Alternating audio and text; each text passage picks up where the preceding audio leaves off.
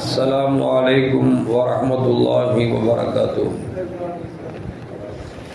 الحمد لله رب العالمين والصلاة والسلام على أشرف المرسلين وعلى آله وأصحابه وأزواجه وذرياته وأهل بيته أجمعين.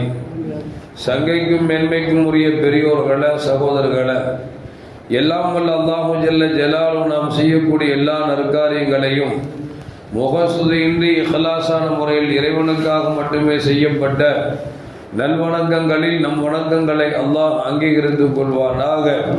நாம் செய்யக்கூடிய வியாபாரங்களிலும் தொழில்துறைகளிலும் நஷ்டமில்லாத ஹலாலான முறையில் நிரம்ப லாபத்தை பெற்று அந்த லாபகரமான வாழ்க்கை கொண்டு தம் தேவைகளையும் தேவை உடையவர்கள் தேவைகளை நிறைவேற்றக்கூடிய நல்ல பொருளாதாரத்தையும் உள்ள விசாலத்தையும் அல்லாஹ் நம் அனைவர்களுக்கும் வழங்கி அல்வானாக. கஞ்சத்தனம் என்கிற தீய பண்பை விட்டு அல்லாஹ் நம்மை பாதுகாத்துக் கொள்வானாக. நம்மை இந்த உலகத்தில் வாழ வைக்கும் காலம் எல்லாம் நோய் நொடி இன்றி உடல் ஆரோக்கியத்தோடு அல்லாஹ் நம்மை வாழச் செய்வானாக.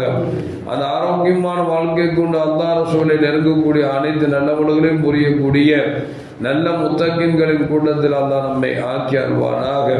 திடீர் மரணங்களை விட்டும் தீய மரணங்களை விட்டும் நம்மையும் நம் குடும்பத்தையும் நம் சமூகத்தையும் அல்லாஹ் முழுமையான முறையில் பாதுகாத்துக் கொள்வானாக.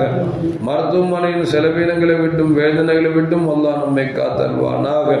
நம்மில் யாரெல்லாம் நோயால் பாதிக்கப்பட்டு வீடே கதி என்றும் ஆஸ்பத்திரியே கதி என்றும் அல்லல்பட்டும் அவதியுற்றும் இருக்கிறார்களோ அத்தனை மக்களுக்கும் வெகு விரைவில் நோயை போக்கி உடல் ஆரோக்கியத்தை வழங்குவதோடு அவர்களை போன்ற அவர் குடும்பத்திற்கும் சமூகத்திற்கும் நல்ல பலன் தரக்கூடிய மக்களாக ஆக்கி அல்வானாக. நாம் இந்த உலகத்தில் வாழ்ந்து வருகிற நேரத்தில் லா இலாஹ இல்லல்லாஹ் முஹம்மது ரசூலுல்லாஹ் என்ற கலிமாவை மொழிந்து ஜன்னத்துல் ஃபிர்தௌஸை கண்ணால் கண்டு அகமகிழ்ந்து சிரித்தவனமாக மரணிக்கக்கூடிய நல்வாக்கியம் பெற்ற மக்களில் அல்லாஹ் நம்மை ஆக்கி அருள்வானாக. மரணித்தும் மரணிக்காத இறைநி சொல்லும் கூட்டத்தில் அல்லாஹ் நம்மை ஆக்கி அருள்வானாக. நாளை மறுமையில கண்மணி முஹம்மது ரசூலுல்லாஹி ஸல்லல்லாஹு அலைஹி வஸல்லம் அவர்களின் திருக்கரங்களால் ஹவுதுல் கௌசர் என்கிற தடாகத்தின் நீர் பருகி அன்னாரின் ஷஃபாத்தை பெற்று அன்னாரின் கரம் பிடித்து ஜன்னத்துல் ஃபிர்தௌஸ் என்ற உயர்ந்த சொர்க்கத்தில் அவர்கள் பணியாளர்களாக அல்லாஹ் நம்மை அங்கீகரித்துக் கொள்வானாக. எல்லாவற்றுக்கும் மேலாக இறை அன்பை பெற்று இறைவனை பார்த்து பரவசம் அடையக்கூடிய அவருடைய நிக்காவையும் ஒரு இதாவையும் பெற்ற மக்களில் அல்லாஹ் நம்மை ஆக்கிக் கொள்வானாக. அருமையான மூமின்களை, நல்லோர்கள் வாழுகிற காலத்தில் நற்செயல்களை புரிந்தது மட்டுமல்ல, 4 பேர்கள் பேசக்கூடிய அளவிற்கு தன்னுடைய வாழ்க்கைகளை சீராகவும் சிறப்பாகவும் கழித்திருக்கிறார் என்பது வரலாறு நமக்கு சொல்லி காட்டுகிறது. அஹ்மது பின் ஹம்பல் ரஹ்மத்துல்லாஹி அலைஹி ஒரு மதுஹபை தோற்றுவித்த தலைவர். அவர்கள் ஈன்றெடுத்த ஒரு பெண் குழந்தை. அந்த பெண் குழந்தை இடத்திலே தங்கள் காலத்தில் யாரெல்லாம் நல்லவர்களாக வாழுகிறார்களோ அவர்களை பற்றி அவர்கள் வாழ்க்கை வரலாறை பற்றி அவர்கள் சொல்லிக் கொண்டே இருப்பார்கள். அப்படி அவர்கள் காலத்தில் வாழ்ந்தவர்கள் தான் இமாமுனா ஷாஃபி ரஹ்மத்துல்லாஹி அலைஹி. இவர்களும் 4 மதுஹபுகளில் ஒரு மதுஹபை தோற்றுவித்தவர்கள். இமாம் ஷாஃபி ரஹ்மத்துல்லாஹி அலைஹி மிக இறைநேச செல்வர். அவங்களுடைய வாழ்க்கையை சடப்பொழுதும் கூட வீணான வாழ்க்கை வாழ மாட்டார்கள். எப்போதும் இறை சிந்தனையில் இருப்பார்கள். மார்க்க சட்டங்களை ஆராய்வதிலே மிகவும் அவர் தேர்ச்சி பெற்றவர்கள் என்றெல்லாம் இமாம் அஹ்மது ஹம்பல் ரஹ்மத்துல்லாஹி அலைஹி தங்கள் மகனுக்கு இமாம் ஷாஃபி ரஹ்மத்துல்லாஹ் பற்றி ரொம்ப சொல்லியிருக்கிறார். ஒவ்வொரு நாள் இமாம் ஷாஃபி ரஹ்மத்துல்லாஹி அலைஹி இமாம் அஹ்மது ஹம்பல் ரஹ்மத்துல்லாஹோட வீட்டுக்கு வரக்கூடிய ஒரு வாய்ப்பு கிடைத்தது. இப்படி இமாம் ஷாஃபி ரஹ்மத்துல்லாஹி அலைஹி இமாம் அஹ்மது ஹம்பல் அவங்களுடைய வீட்டுக்கு வந்த பொழுது இப்போ அவங்களை நல்ல கவனிக்கணும் அப்படின்னு சொல்லிட்டு அவங்களுக்கு இரவலை நினைக்கிறாங்க, சாப்பாடு வைக்கிறார், உணவு வைக்கிறார்.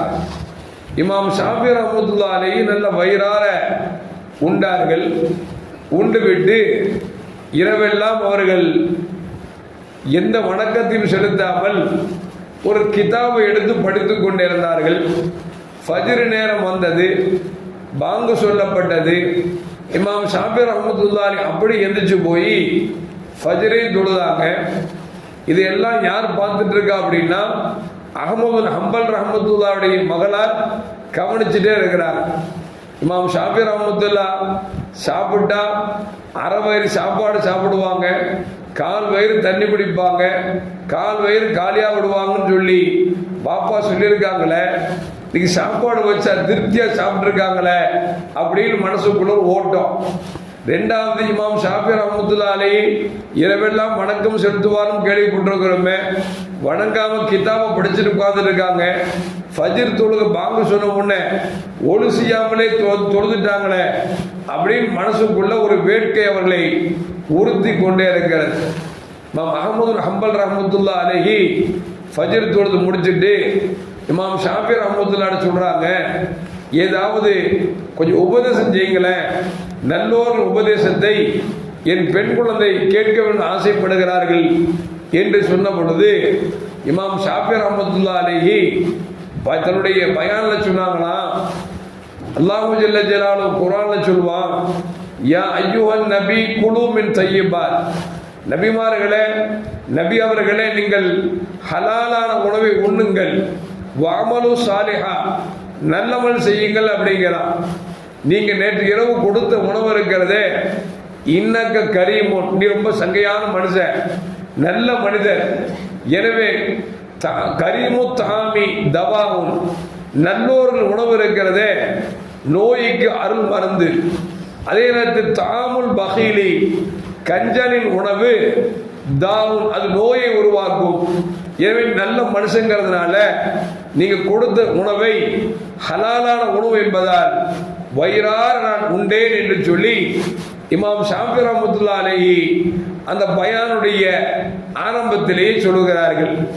இப்போ அஹ்மது ஹம்பலுடைய மகளுக்கு ஒன்று தெளிவாயிருச்சு, அரை வயிறு சாப்பிடுவாங்க, காவயிறு தண்ணி குடிப்பாங்க, காவயிறு காலியாக இருக்கும் கேள்விப்பட்டிருக்கோமே, நேற்று நைட்டு வச்ச சாப்பாடை நல்ல திருப்தியாக சாப்பிட்டாங்களே, அதுக்கு பதில் வந்துருச்சு. ரெண்டாவது என்ன அப்படின்னா, இரவெல்லாம் வணங்குவாங்க கேள்விப்பட்டிருக்குமே, கிதாப் எடுத்து படிச்சுட்டு இருக்காங்களா அப்படின்னு சொல்லிட்டு அப்போ மனசுக்குள்ள நினைச்ச உடனே இமாம் ஷாஃபி ரஹ்மத்துல்லாஹி பயான்ல சொல்றாங்க, இரவு தொழுகலான்னு போனேன், ஒரு வசனம் வந்தது, அந்த வசனத்தின் மூலியமாக நான் சிந்தித்துக் கொண்டே இருந்தேன். எந்த அளவுக்கு என்று சொன்னால் 72 மார்க்க சட்டங்களை அதிலிருந்து நான் வகுத்து கொடுத்தேன். எனவே தொழுவதற்கு நேரம் இல்லாமல் போய்விட்டது என்று இமாம் ஷாஃபி ரஹ்மத்துல்லாஹி சொன்னாங்க. நமக்கு ஒரு செய்தி ஞாபகத்துக்கு வருது. கண்மணி முஹம்மது ரசூலுல்லாஹி ஸல்லல்லாஹு அலைஹி வஸல்லம் பள்ளிவாசலுக்கு போவாங்க. பள்ளிவாசலில் இரு சாரார்கள், 2 கூட்டத்தார்கள். ஒரு சாரார் வணங்கி கொண்டிருக்கிறார்கள், இன்னொரு சாரார் மார்க்க ஞானத்தை கற்றுக் கொடுத்து கொண்டிருக்கிறார்கள். பெருமானார் ஸல்லல்லாஹு சொல்வாங்க, பள்ளிவாசலில் 2 சாரார்கள் 2 வேலை செய்கிறார்கள், 2மே இறைவனுக்கு பிடித்தமான வேலைகள் தான்.